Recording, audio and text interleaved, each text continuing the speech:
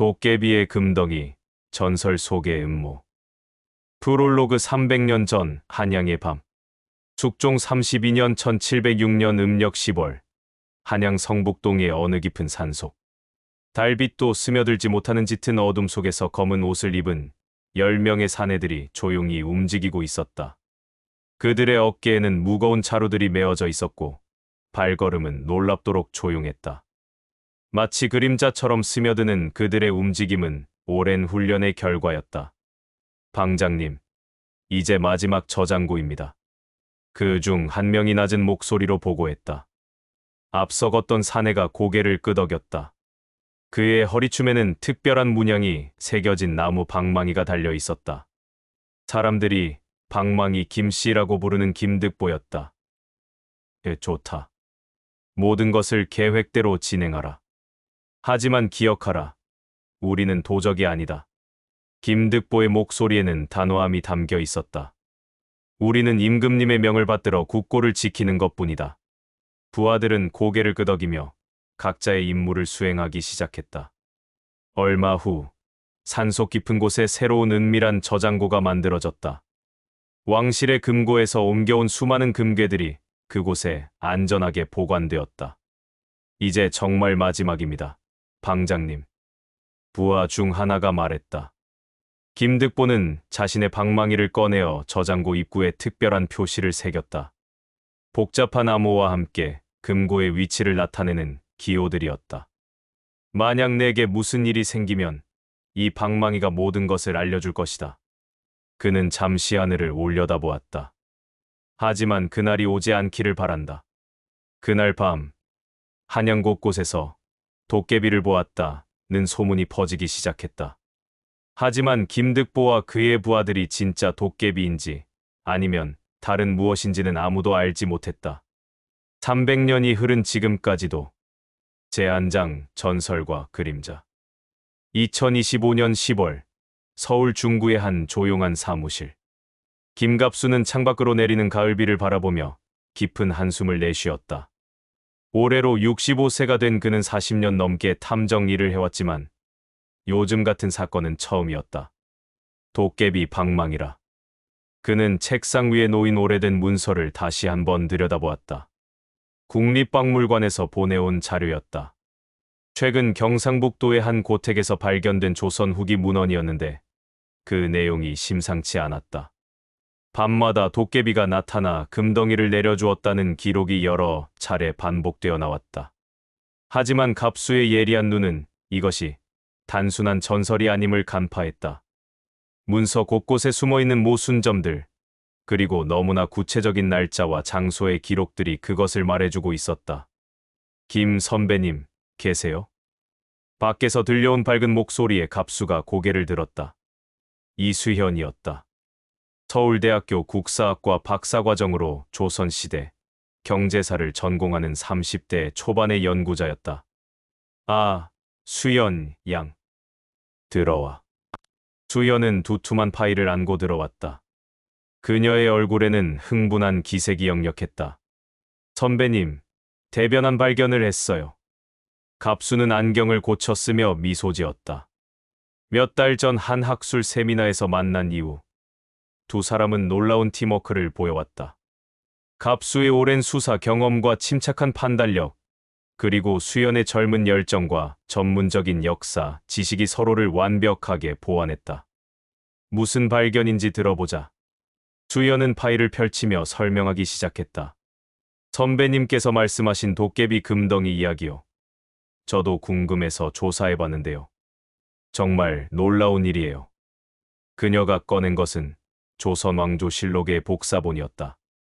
여기 보세요. 숙종 32년부터 35년까지 전국 각지에서 야밤의 괴인 목격담이 급증해요. 모두 검은 옷을 입고 무거운 것을 나르는 사람들이었다고 하고요. 갑수의 눈빛이 날카로워졌다. 시기가 일치하는군. 맞아요. 그런데 더 흥미로운 건 이거예요. 수연은 다른 문서를 펼쳤다. 같은 시기에 왕실 금고에서 상당량의 금괴가 사라졌다는 기록이 있어요. 공식적으로는 도난이라고 기록되어 있지만 자세한 수사 기록은 남아있지 않아요. 그리고 그 직후부터 전국 곳곳에서 도깨비가 금덩이를 주고 갔다는 소문이 퍼지기 시작해요. 신기한 건 그런 소문이 도는 집들이 모두 실제로 갑자기 부유해졌다는 점이에요. 갑수는 팔짱을 끼고 생각에 잠겼다. 40여 년의 수사 경험이 그에게 말해주고 있었다. 이것은 우연이 아니라고. 수연 양, 혹시 그 집들의 위치를 조사해봤나? 네, 물론이죠. 수연은 조선시대 지도를 꺼내어 펼쳤다. 지도 위에는 빨간 점들이 여러 곳에 찍혀 있었다. 금덩이를 받았다는 집들의 위치예요. 보시면 알겠지만 모두 주요 교통로 근처에 위치해 있어요. 갑수가 지도를 자세히 살펴봤다. 한양과 지방을 연결하는 길목들이군. 그리고 모두 물자 운송의 중요한 지점들이야. 맞아요. 저도 그래서 이상하다고 생각했어요. 만약 정말 도깨비가 착한 일을 한 거라면 왜 하필 이런 전략적 요충지의 사람들에게만 금을 줬을까요? 두 사람은 서로를 바라보며 같은 결론에 도달했음을 확인했다. 이건 조직적인 활동이야. 갑수가 확신에 찬 목소리로 말했다. 네, 저도 그렇게 생각해요. 도깨비 전설은 실제로는 어떤 비밀 조직의 활동을 은폐하기 위한 것이었을 가능성이 높아요.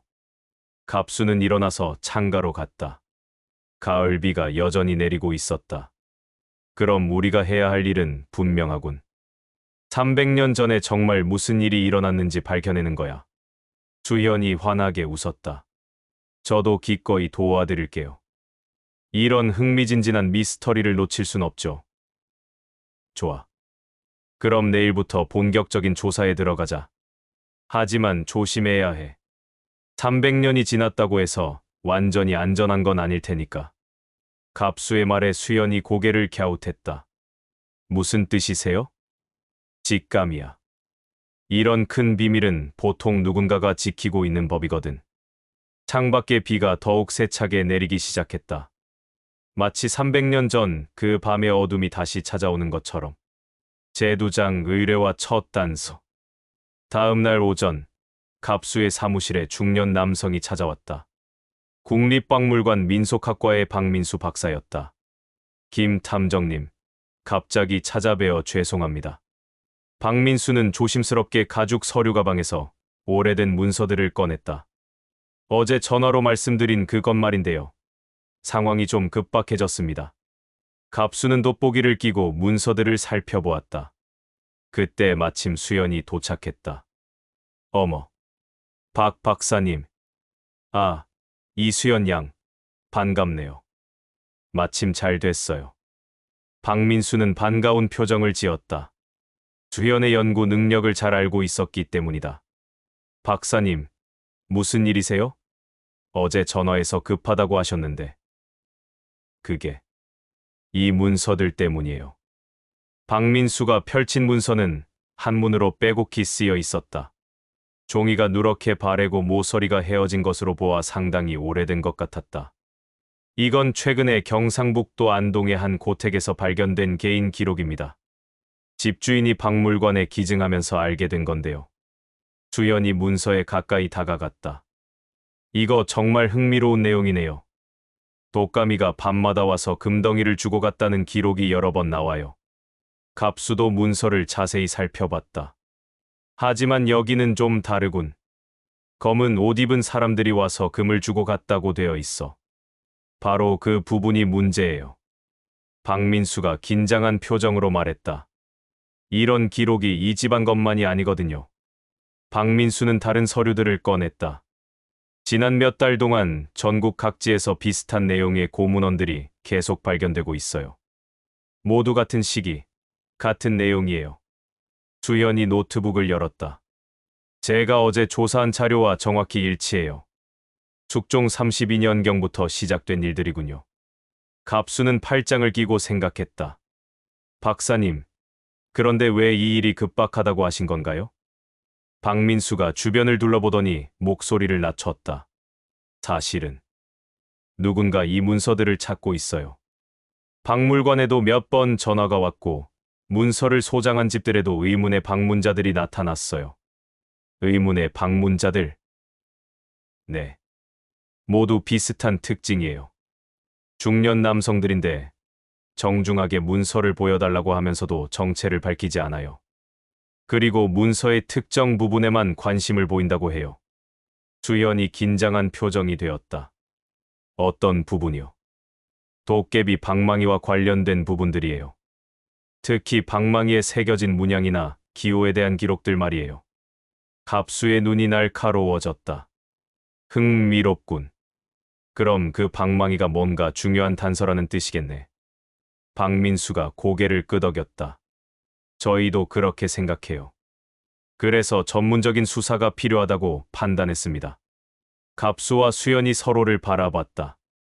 박사님, 혹시 그 방망이의 실물이나 정확한 모습을 기록한 자료가 있나요? 수연이 질문했다. 그게 있긴 해요. 박민수는 망설이더니 가방에서 또 다른 파일을 꺼냈다. 이건 전라북도의 한 사찰에서 발견된 벽화 사진이에요.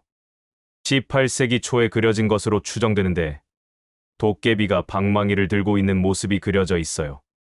사진을 본 갑수와 수연은 깜짝 놀랐다. 방망이 머리 부분에 복잡한 문양이 정교하게 그려져 있었다. 이 문양, 뭔가 의미가 있어 보여요. 수연이 사진을 자세히 살펴봤다. 저도 그렇게 생각해요. 갑수가 돋보기를 들이댔다. 이건 단순한 장식이 아니야. 뭔가를 나타내는 기호 같아. 박민수가 안도의 표정을 지었다. 역시 전문가들은 다르시네요. 그럼 이 사건을 맡아주시겠어요? 갑수가 수연을 바라봤다. 그녀도 같은 마음이라는 것을 알 수 있었다. 맡겠습니다. 하지만 수연 양도 함께 해야 합니다. 이런 역사적 배경이 필요한 사건에는 그녀의 전문성이 필수거든요. 수연이 환한 미소를 지었다. 당연히 도와드릴게요. 300년 전의 미스터리라니 정말 흥미진진해요. 박민수가 안심한 표정으로 말했다. 고맙습니다. 그럼 필요한 자료들은 모두 제공해드릴게요. 하지만 조심하세요. 이 일에 관심을 보이는 사람들이 우리만이 아닐 테니까. 갑수가 고개를 끄덕였다. 알겠습니다. 우리도 조심스럽게 진행하겠어요. 박민수가 떠난 후 갑수와 수연은 사무실에서 자료들을 정리했다. 선배님, 정말 흥미로운 사건이 될 것 같아요. 그래. 하지만 조심해야 해. 300년이 지난 이래도 누군가 그렇게 관심을 보인다는 건 아직 끝나지 않은 일이라는 뜻일 수 있어. 수연이 고개를 끄덕였다. 네, 알겠어요. 그럼 내일부터 본격적인 조사를 시작할까요? 좋아. 먼저 그 사찰부터 가보자. 벽화를 직접 보면 더 많은 것을 알 수 있을 거야. 이렇게 해서 갑수와 수연의 본격적인 수사가 시작되었다. 두 사람의 완벽한 팀워크가 300년 전의 비밀을 풀어낼 수 있을지 아무도 알 수 없었다. 제3장 기록 속의 흔적. 사건 조사가 시작된 지 일주일이 지났다. 갑수와 수연은 각자의 전문 분야를 활용해 체계적으로 자료를 수집했다. 선배님, 정말 놀라운 발견을 했어요. 국립중앙도서관 고문원실에서 수연이 갑수를 불렀다. 그녀 앞에는 수십 권의 고서들이 펼쳐져 있었다. 뭘 발견했나? 갑수는 돋보기를 끼고 수연 옆에 앉았다. 사찰 문서들을 조사하다가 정말 흥미로운 기록을 찾았어요. 수연이 펼친 것은 경상북도 청룡사의 시주 기록이었다. 여기 보세요. 숙종 33년에 도깨비의 은혜를 입은 백성들이 거에게 시주를 했다는 기록이에요. 갑수가 기록을 자세히 살펴봤다. 이 금액들, 일반 백성들이 낼 수 있는 돈이 아니야. 맞아요. 당시 쌀 한 가마니 가격으로 계산해보면 지금 돈으로 수천만 원에 해당해요. 수연은 다른 문서를 펼쳤다. 그런데 더 흥미로운 건 이 기록이에요. 그것은 같은 사찰의 주지스님이 쓴 일기였다. 밤마다 검은 옷 입은 무리들이 절 근처를 지나간다. 무거운 짐을 나르는 것 같은데 발소리도 나지 않는다. 세상에 무슨 일이 일어나는 것인가. 이런 내용이에요. 갑수의 눈이 번뜩였다. 바로 그 시기군. 그럼 정말로 조직적인 활동이 있었다는 뜻이야. 네. 그리고 여기도 보세요. 수연은 또 다른 기록을 가리켰다. 스님이 직접 목격한 내용인데 그들이 지나간 후 마을 사람들이 갑자기 부유해졌다. 하지만 모두 도깨비가 복을 내려준 것이라고만 말한다고 적혀 있어요. 갑수는 팔짱을 끼고 생각했다. 입막음용이었을 가능성이 높아. 사람들에게 일정량의 금을 주고 침묵하게 만든 거지. 저도 그렇게 생각해요. 그런데 선배님, 이제 제가 선배님의 조사 결과도 듣고 싶어요. 갑수는 자신의 노트를 펼쳤다. 나는 옛날 포도청 기록들을 조사했어. 그 시기에 흥미로운 기록들이 많더군. 어떤 기록들이요? 먼저, 밤도둑 신고가 급증했다는 기록이 있어. 하지만 도난당한 게 아니라 오히려 집에 금은보화가 생겼다는 신고들이었거든. 주연이 놀란 표정을 지었다. 그럼 정말로 누군가가 돌아다니면서 금을 나눠준 거예요? 그래. 하지만 여기서 중요한 건 패턴이야. 갑수는 조선시대 지도를 펼쳤다. 금을 받은 집들의 위치를 표시해보니 흥미로운 사실을 발견했어. 지도에는 빨간 점들이 여러 곳에 찍혀 있었다. 모두 주요 교통로 근처네요. 그것도 한양과 지방을 연결하는 중요한 길목들이에요. 맞아. 그리고 여기 또 다른 단서가 있어. 갑수는 다른 자료를 꺼냈다. 왕실 금고 관리 기록인데 그 시기에 상당량의 금괴가 사라졌어. 공식적으로는 장부 오류라고 처리됐지만 실제로는 도난이었을 가능성이 높아. 주연이 흥미진진한 표정으로 물었다. 그럼 누군가 왕실 금고에서 금을 훔쳐서 사람들에게 나눠준 거예요? 홍길동 같은 의적인가요? 갑수가 고개를 저었다. 그렇게 단순하지 않을 거야. 의적이라면 가난한 사람들에게만 줬을 텐데 기록을 보니 부유한 양반집들도 금을 받았거든. 그럼 다른 목적이 있었다는 건가요? 그래. 내 생각엔 이거야. 갑수는 지도를 다시 가리켰다. 이 사람들을 매수해서 뭔가 큰 일을 도모했을 가능성이 높아. 교통 요충지의 사람들을 매수한다는 건 물자 운송이나 정보 전달에 도움을 받으려고 했다는 뜻인가요? 정확해. 그리고 여기 결정적인 단서가 있어.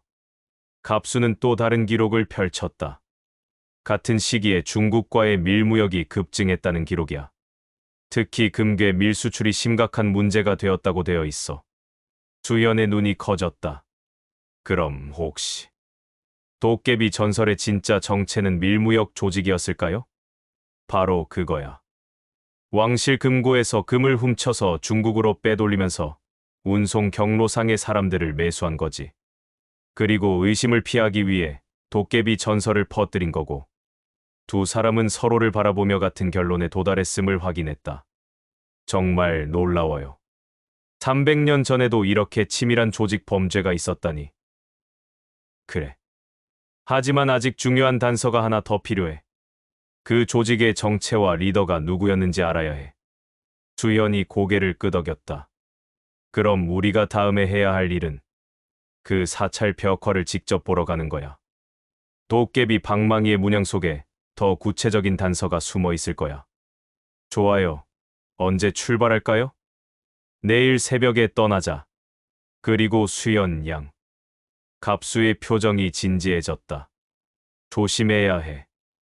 아직도 누군가 이 일에 관심을 보이고 있다는 걸 잊으면 안 돼. 수연도 고개를 끄덕였다.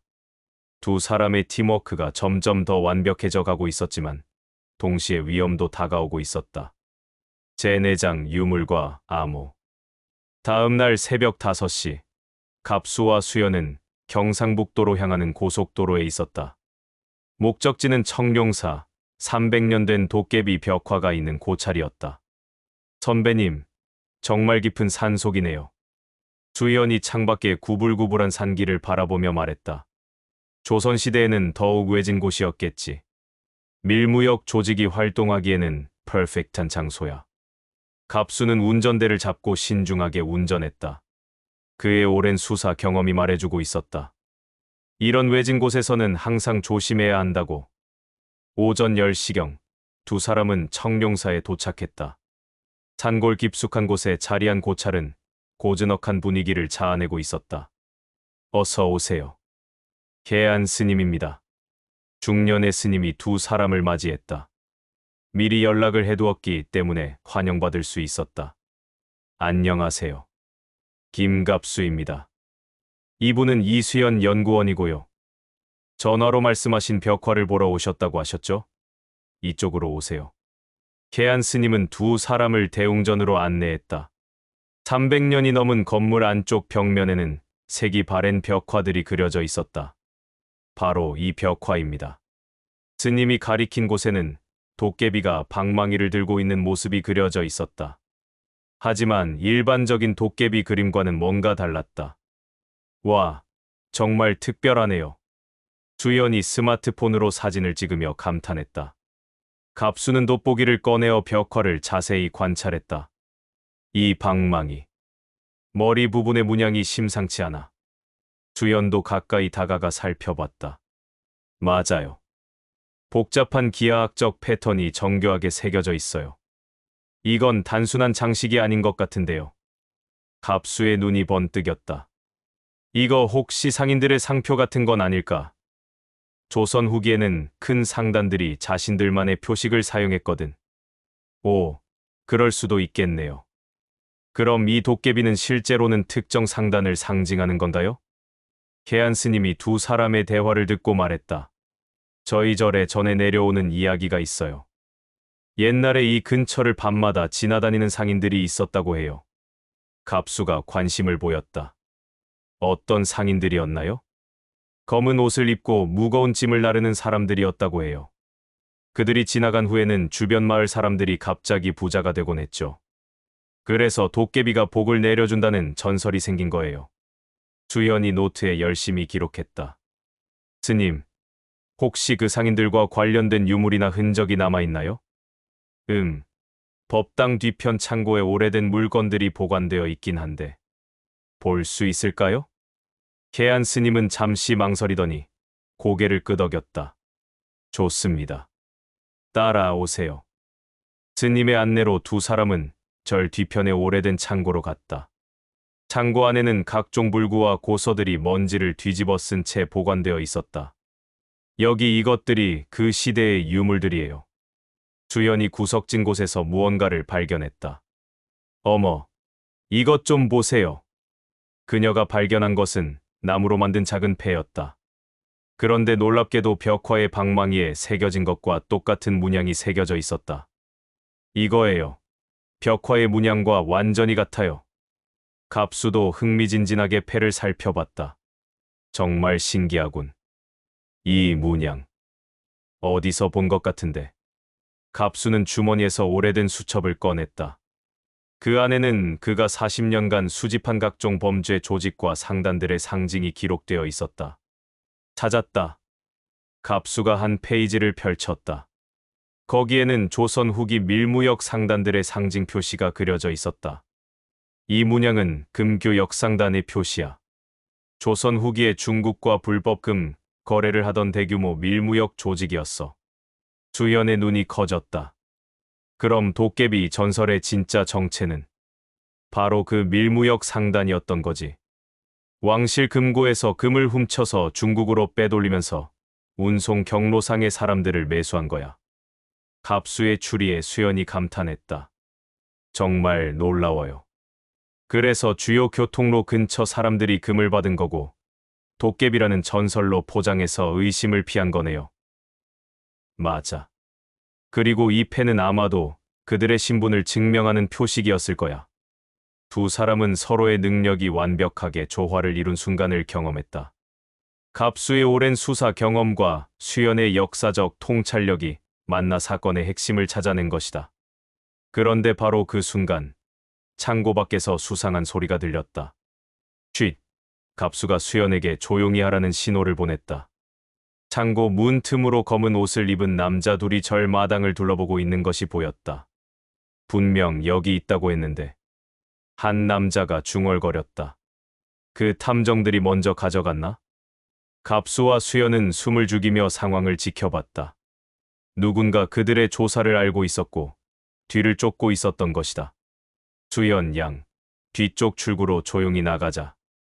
갑수가 속삭였다. 두 사람은 나무 패를 챙기고 창고 뒤쪽으로 조심스럽게 이동했다. 다행히 뒷문이 열려 있어서 발각되지 않고 빠져나올 수 있었다. 선배님, 누구였을까요? 수연이 긴장한 목소리로 물었다. 모르겠어. 하지만 분명한 건 우리가 뭔가 중요한 단서에 접근했다는 거야. 두 사람은 서둘러 차로 돌아갔다. 시동을 걸며 갑수가 말했다. 이제 확실해졌어. 이 사건은 300년 전에 끝난 게 아니야. 아직도 누군가 이 비밀을 지키려고 하고 있어. 수연이 나무 패를 꽉 쥐었다. 하지만 우리에게는 이제 결정적인 단서가 있어요. 이 패에 더 많은 비밀이 숨어 있을 것 같은데요. 맞아. 서울에 돌아가서 자세히 분석해보자. 이 패가 우리를 진실로 이끌어줄 거야. 차가 산길을 내려가며 갑수와 수연의 팀워크는 위험 속에서도 더욱 단단해져 갔다. 하지만 동시에 그들을 둘러싼 위험도 점점 커져가고 있었다. 제5장 진실의 퍼즐. 서울로 돌아온 갑수와 수연은 청룡사에서의 위험한 경험 때문에 더욱 조심스럽게 수사를 진행했다. 갑수의 사무실에서 두 사람은 획득한 나무 패를 중심으로 본격적인 분석에 들어갔다. 선배님, 어제 일이 계속 마음에 걸려요. 수연이 걱정스러운 표정으로 말했다. 나도 마찬가지야.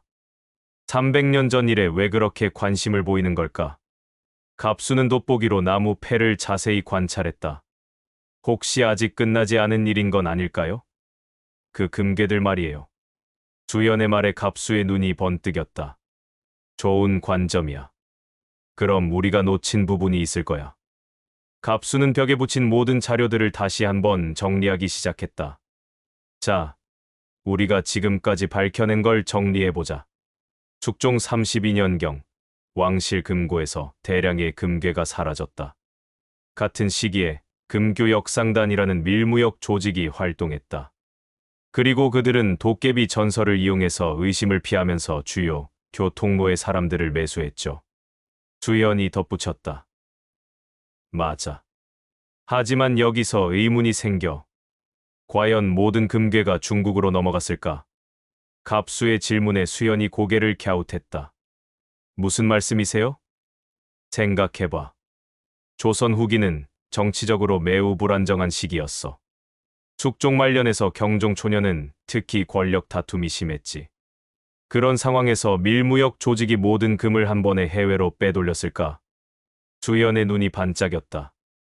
아, 비상용으로 어딘가에 숨겨둔 금괴가 있다는 뜻인가요? 바로 그거야. 그리고 그 위치를 알려주는 단서가. 갑수는 나무 패를 들어 올렸다. 이 안에 숨어 있을 거야. 수연이 패를 자세히 들여다봤다. 이 문양들. 단순한 장식이 아닐 수도 있겠네요. 맞아. 조선시대 상인들도 중요한 정보를 암호로 기록했거든. 갑수는 확대경을 가져와서 패의 표면을 세밀하게 관찰했다. 여기 봐. 이 선들이 단순한 무늬가 아니야. 뭔가 의미가 있어 보여. 수연은 컴퓨터를 켜고 조선시대 지도를 검색했다. 선배님, 혹시 이것들이 지형을 나타내는 건 아닐까요? 산맥이나 강의 모양 같기도 하고. 좋은 생각이야. 함께 분석해보자. 두 사람은 밤늦도록 암호 해독에 몰두했다. 갑수의 체계적인 분석 능력과 수연의 역사적 지식이 완벽하게 조화를 이뤘다. 새벽 2시가 넘어서야 수연이 소리쳤다. 찾았어요. 어디야? 강원도 정선 근처에요. 이 산맥의 모양과 강의 흐름이 패에 새겨진 패턴과 정확히 일치해요. 갑수가 지도와 나무 패를 번갈아 보며 확인했다. 정말 그렇군. 그럼 이 점이 표시된 곳이 금괴가 숨겨진 장소일 가능성이 높아요. 수연의 흥분한 목소리에 갑수도 미소를 지었다. 훌륭해. 하지만 좀 더 정확한 위치를 파악해야 해. 제가 내일 국립지리원에서 더 자세한 지도를 구해올게요. 그때 갑수의 휴대폰이 울렸다. 새벽 2시가 넘은 시간에 걸려온 전화였다. 여보세요? 김 탐정님, 저 박민수입니다. 죄송합니다만 급한 일이 생겼어요. 박민수 박사의 목소리는 긴장되어 있었다. 무슨 일인가요? 박물관에 도둑이 들었어요. 그런데 이상한 건 아무것도 훔쳐가지 않고 우리가 조사하던 그 고문원들만 뒤졌다는 거예요. 갑수와 수연이 서로를 바라봤다. 언제 일인가요? 몇 시간 전이에요. 보안 카메라를 확인해 보니 검은 옷을 입은 남자 둘이 침입했더군요.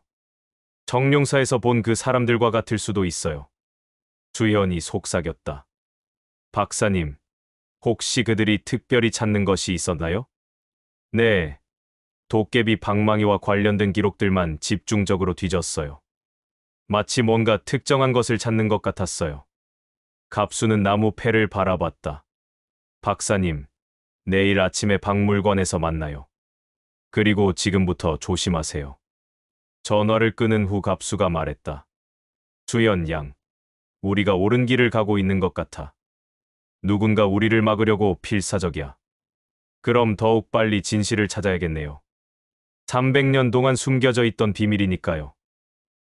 맞아. 하지만 조심해야 해. 이제부터는 더욱 위험할 거야. 수연이 결의에 찬 표정으로 고개를 끄덕였다. 알겠어요. 하지만 포기할 수는 없어요. 우리가 이 미스터리를 풀어야 해요. 갑수는 수연의 용기에 감동했다. 젊은 연구자의 열정과 자신의 경험이 만나 만들어내는 이 팀워크야말로 300년 전의 비밀을 풀 수 있는 열쇠였다. 좋아. 그럼 내일부터 마지막 단계에 들어가자. 진실이 우리를 기다리고 있어. 제6장, 전설의 그림자. 다음 날 아침, 갑수와 수연은 국립박물관에서 박민수 박사를 만났다. 박사의 얼굴에는 밤새 잠을 이루지 못한 흔적이 역력했다. 탐정님, 정말 이상한 일이에요. 침입자들이 아무것도 훔쳐가지 않고 특정 자료들만 뒤진 거예요. 박민수는 두 사람을 보안실로 안내했다. CCTV 영상을 보시면 알겠지만 그들은 정확히 무엇을 찾고 있는지 알고 있는 것 같았어요. 화면에 나타난 것은 검은 옷을 입은 두 남자였다. 그들은 청룡사에서 본 사람들과 같아 보였다. 역시 같은 사람들이군. 갑수가 중얼거렸다. 선배님, 저들이 찾는 게 뭘까요? 수연이 물었다. 아마도 우리가 어젯밤에 발견한 것과 관련이 있을 거야. 갑수는 박민수에게 나무 패 사진을 보여주었다. 박사님, 혹시 이런 패에 대한 기록이 더 있나요? 박민수가 사진을 자세히 봤다. 아, 이건 저희가 최근에 받은 다른 기증품과 관련이 있을 것 같은데요. 어떤 기증품인가요? 강원도 정선의 한 고택에서 나온 유물들이에요. 그 집안의 후손이 몇 주 전에 가져왔는데 수연과 갑수가 서로를 바라봤다. 정선, 바로 그들이 나무 패를 해독해서 찾아낸 그 지역이었다. 그 유물들을 볼 수 있을까요? 물론이죠.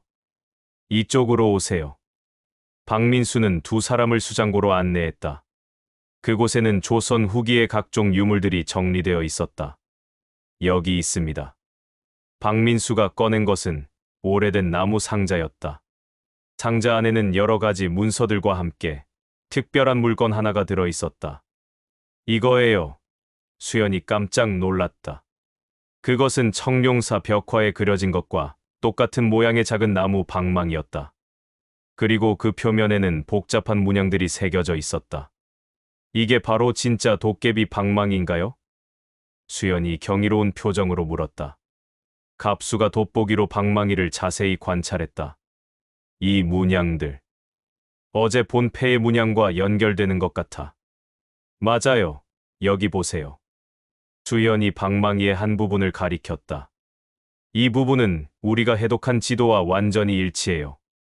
박민수가 관심 있게 두 사람의 대화를 들었다. 혹시 이 방망이가 뭔가 중요한 단서인가요? 네, 이것은 300년 전 금교 역상단의 보물지도일 가능성이 높습니다. 갑수가 설명했다. 그때 갑자기 박물관에 정전이 일어났다. 비상 조명만이 희미하게 켜진 가운데 어딘가에서 발소리가 들렸다. 누군가 오고 있어요. 수연이 긴장한 목소리로 말했다. 갑수는 재빨리 나무 방망이를 집어들었다. 박사님, 다른 출구가 있나요? 네, 뒤쪽으로 나갈 수 있어요. 세 사람은 조용히 뒤쪽 출구로 향했다. 하지만 복도에서 검은 옷을 입은 남자들과 마주쳤다. 그것을 내놓으시오. 그 중 한 명이 위협적인 목소리로 말했다. 갑수가 방망이를 뒤로 숨기며 말했다. 당신들이 누구죠?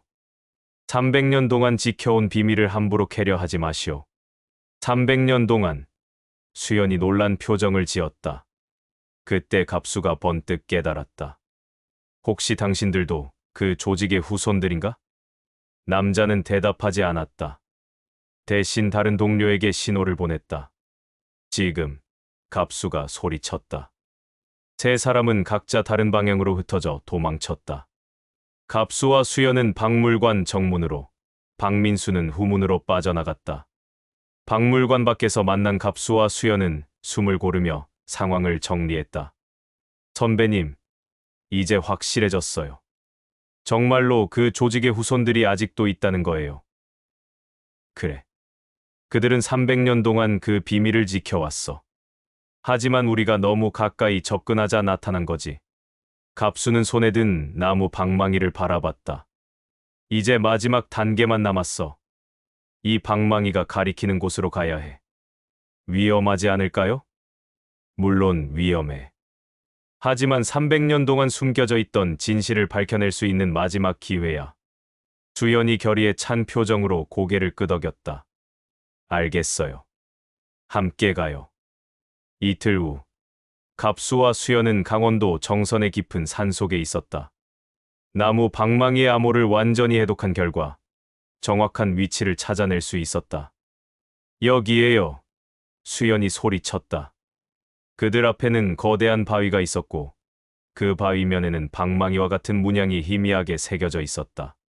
정말 있었군. 갑수가 감탄했다.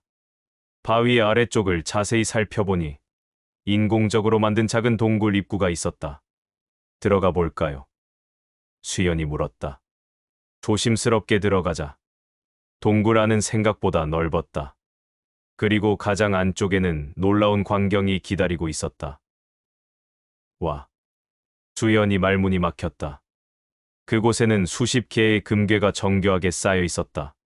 300년 동안 아무도 건드리지 않았던 왕실의 금고였다. 정말 있었네요. 도깨비의 금덩이가 실제로 있었어요. 갑수는 금괴 옆에 놓인 오래된 편지를 발견했다. 여기 뭔가 있어. 편지에는 한문으로 다음과 같이 적혀 있었다. 후세에 이것을 찾는 이에게. 나 김득보는 임금님의 명을 받들어 이 금을 지켰다. 이것은 도둑질한 것이 아니라 나라를 위기에서 구하기 위해 보관한 것이다. 훗날 나라의 위기가 닥치면 이 금으로 백성을 구하라. 김득보. 갑수가 중얼거렸다.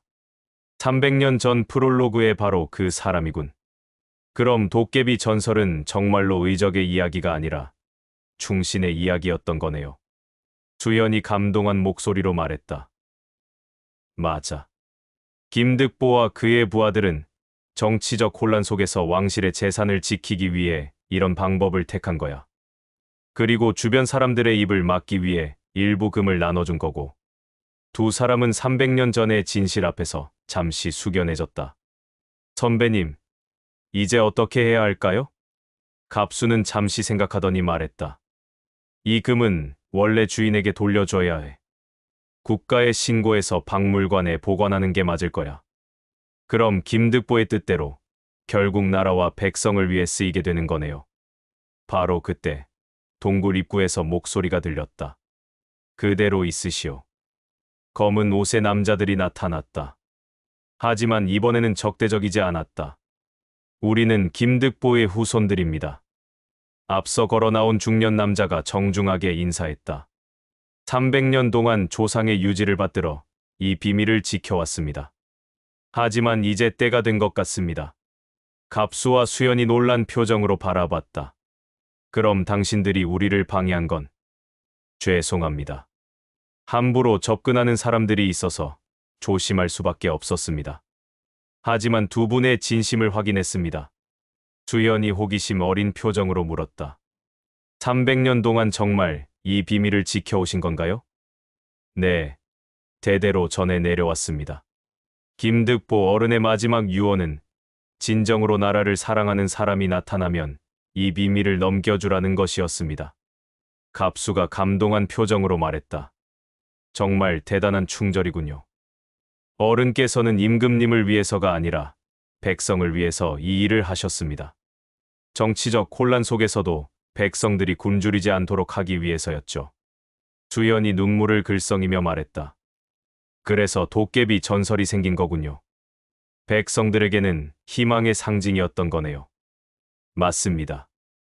어둠 속에서도 백성을 돌보는 존재, 그것이 바로 진짜 도깨비의 정체였습니다. 남자는 깊은 절을 했다. 이제 저희의 임무는 끝났습니다. 이 금은 두 분이 올바른 곳에 전달해 주시기 바랍니다. 며칠 후, 갑수와 수연은 국립박물관에서 기자회견을 열었다. 300년 만에 발견된 조선 후기에 숨겨진 왕실 금고는 전 국민의 관심을 끌었다. 이번 발견으로 우리는 도깨비 전설의 진짜 의미를 알게 되었습니다. 수연이 발표했다. 그것은 단순한 미신이 아니라 어려운 시기에도 백성을 생각했던 충신들의 이야기였습니다. 갑수도 덧붙였다. 김득보와 그의 동료들은 정치적 혼란 속에서도 나라의 미래를 위해 희생했습니다. 그들이야말로 진정한 의미의 도깨비였던 것입니다. 기자회견이 끝난 후 두 사람은 박물관 앞 벤치에 앉아 가을 바람을 맞았다. 선배님, 정말 흥미진진한 사건이었어요. 그래. 하지만 가장 좋았던 건 우리의 팀워크였어. 갑수는 수연을 바라보며 미소 지었다. 너의 젊은 시각과 전문 지식, 그리고 나의 경험이 만나서 이런 결과를 만들어낸 거야.